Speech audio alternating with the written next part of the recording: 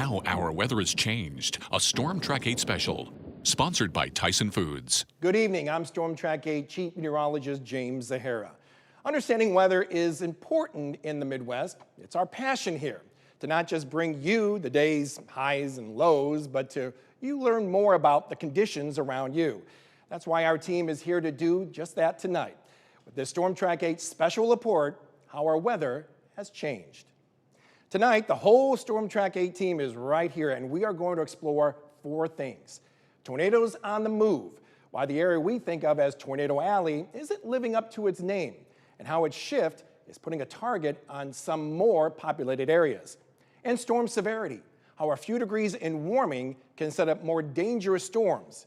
And the examples we've seen right here in the Quad Cities. Plus, farmers on the front lines, how our changing climate is leading to a change in strategy for the people who feed and supply families around the world.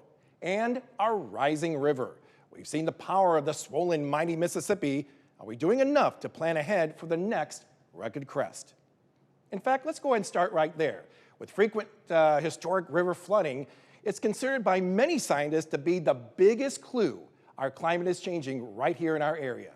Each year, people who live and work along these major rivers don't just ask if the river is going to flood, but when and how high. It's life along the Mississippi River. We just have to be prepared for whatever comes our way. And along this mighty river is an increased chance for flooding and a growing need to plan ahead. If we put either new buildings, sidewalks, anything else down there, we have to make sure that it is flood-proof, so to speak. In 2019, the Mississippi climbed more than 6 feet higher than Buffalo's flood stage. I lifted everything up yesterday just as a precaution because I didn't know. I really honestly didn't think this was going to happen. With water seeping up from sewers and through breaches in the quickly built sandbag walls. Well, James, much of the impact of what we're seeing on the rivers here locally is a result of climate change.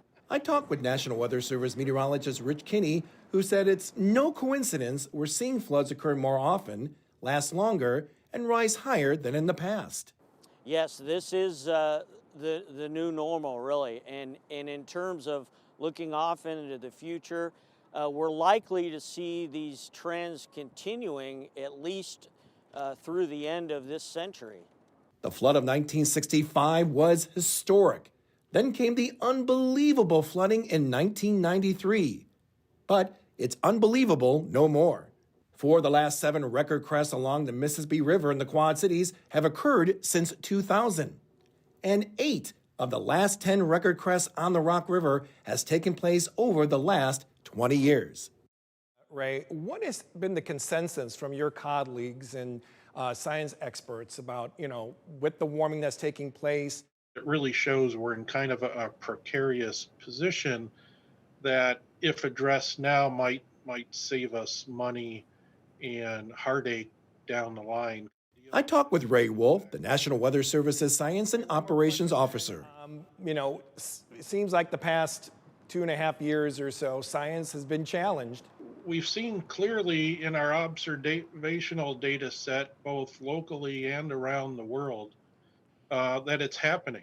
And you can see it through measured temperatures and measured rainfall. A warmer world holds more moisture. It is what we like to call a supercharged water cycle. For every 1 degree of warming, the saturation levels are increased actually by 4%. For us, that could mean heavier snow and rain events and an increase in flooding. Since 1958, we in the Midwest have seen 42% increase in heavy rain and downpours. And since 1950, Iowa has seen up to 8 extra inches of precipitation a year. Illinois is up to 6 inches more.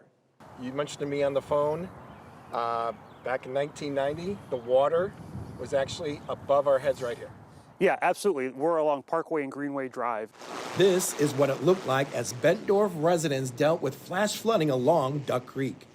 Today, the city is dealing with the problem through better land management. Since the 2000 disaster mitigation bill came out by the federal government, that requires us cities and counties to work together to create a hazard mitigation plan, all hazard mitigation plan. So floods is just part of it. In this neighborhood south of Spruce Hills Drive, the city is in the process of buying properties which are within the 100-year floodplain. More than 20 homes have been torn down. Another 6 could be razed soon due to the dangerous flash flooding caused by downpours. If you have something like clogged storm systems or things like that, where you have a short amount of rain in a very small locality that happens very quickly and overwhelms the systems that are in place either naturally or through the infrastructure. So cities like Bettendorf must factor climate change in its plans far from the Mississippi River. If we can make our infrastructure more resilient, is that by perhaps locating it in an area that's not in a hazard, such as a flood, or actually just making it stronger, more flood-proof, if that's the possibility. Another important thing is education. Meetings like this, where we educate the population that while we are the first responders, often case, you are your own first responders. And back in Buffalo, first responders have a new tool they can use. So this machine right here, all we have to do is have a couple gentlemen preload the bags onto this fixture. Future flood fighting will now depend on a new sandbagging machine and other equipment that helps the city hold back the waves. So that way, not just our community, but other surrounding areas, if they need something like this or need this piece of equipment, that we will be able to share that with the other communities.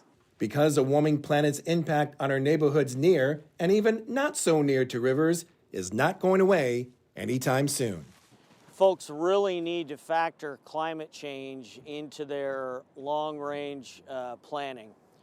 Mitigation efforts to adapt to the situation.